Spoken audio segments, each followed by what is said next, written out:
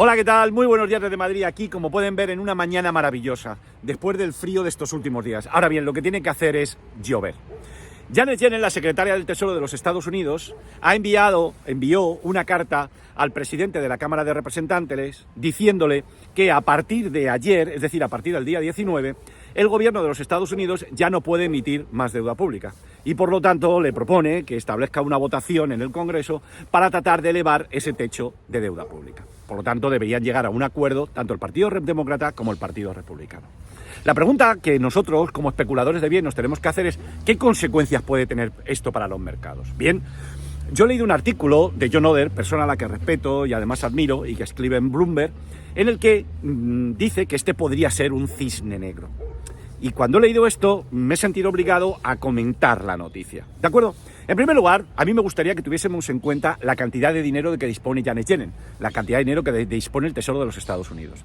El dinero que tiene el gobierno de los Estados Unidos lo tiene depositado en la cuenta general del Tesoro en el sistema de la Reserva Federal. ¿Cuánto dinero tiene? Tal y como pueden ver ustedes aquí, tiene 399.000 millones, 400.000 millones.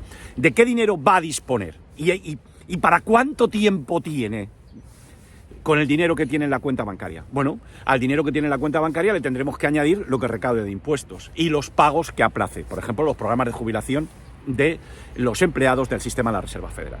¿Hasta cuándo puede durar con el dinero que tiene? De acuerdo con la estimación que ha hecho Goldman Sachs, puede durar hasta el mes de octubre. Por lo tanto, la primera conclusión a la que debemos llegar es que hasta el mes de octubre no hay mayor problema. Eso sí, nos meterán ruido, demócratas y republicanos montarán un teatro, llegarán a negociaciones, pero al final, en mi opinión, llegarán a un acuerdo. Pero tenemos que esperar hasta octubre y soportar todo el teatro y además afectará a los mercados financieros. Ya John Oder nos está metiendo miedo, aunque el hombre no sea su intención meternos miedo.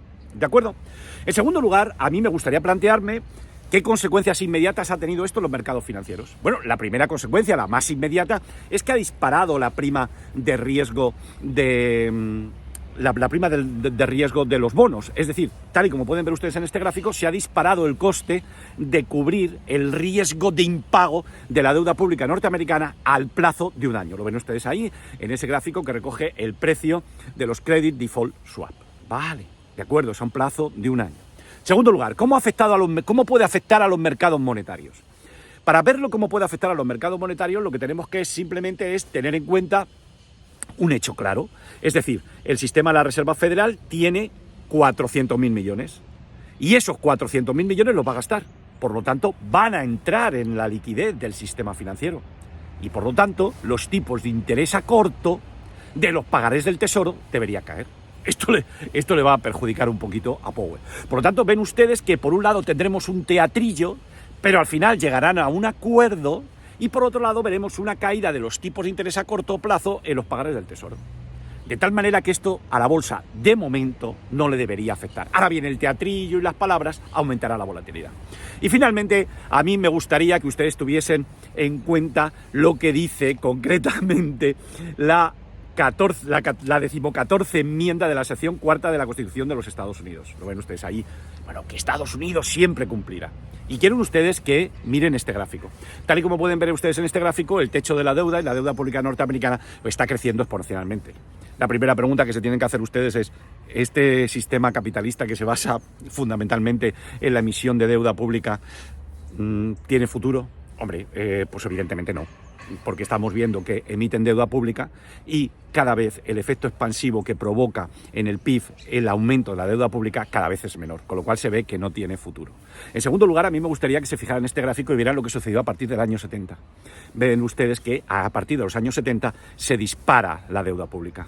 ¿Por qué? Muy fácil, porque en ese momento se abandona el patrón oro. Por lo tanto, se ve claramente que el sistema capitalista de amiguetes que nos han dado tiene los días contados. Ahí se lo dejo para que mediten. Y ahora, ¡al lío!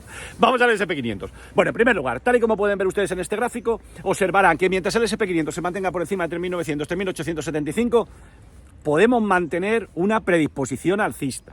Podemos considerar que los alcistas tienen relativamente controlado el mercado, pero nada más. ¿Qué podemos esperar a corto plazo? Bueno, acaba con nuestro sistema de especulación. Los escenarios que tenemos planteados son los siguientes. Primero, si se mantiene el 3.900, 3.875, pues muy probablemente es que el SP500 podría subir, como máximo. ¿Hasta qué zona? pues hombre, la antigua resistencia, 3.970, 3.980, como pueden ver en el gráfico. Y nosotros, con nuestro sistema de especulación en Bolsacaba, no abriríamos posiciones largas si el SP500 no es capaz de superar el 3.977. Hoy es día en que expiran los contratos de opciones, ¿de acuerdo? Hoy expiran contratos de opciones. Por lo tanto, nos estamos encontrando que hoy va a ser un día un poquito especial. ¿Pero en qué nos vamos a fijar? ¿Qué nos vamos a fijar en nuestro plan de especulación? Mire, quiero que se fijen ustedes en este gráfico intradiario en el que hemos recogido el comportamiento que experimentó ayer el SP500. Tal y como pueden ver ustedes, observamos cómo el pasado jueves el SP500 llegó al 3.890 y de ahí subió hasta 3.923 y luego cayó hasta 3.898. Bien, muy fácil. Nosotros vamos a tomar como referencia el 3.898. Ya les he dicho que el soporte importante es 3.900, 3.875. Y ahora lo que queremos es refinar ese soporte.